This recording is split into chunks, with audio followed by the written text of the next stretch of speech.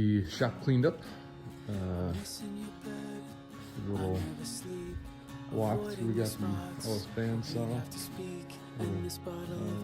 Grinding table over there.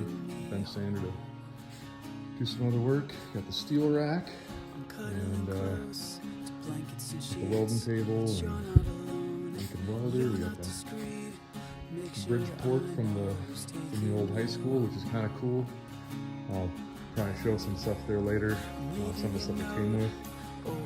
And here we got the forge right here. Nothing too fancy.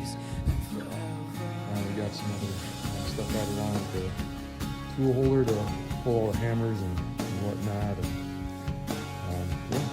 yeah, let's give it a go. Looking like having a nice, freshly swept shop, that's for sure. All right.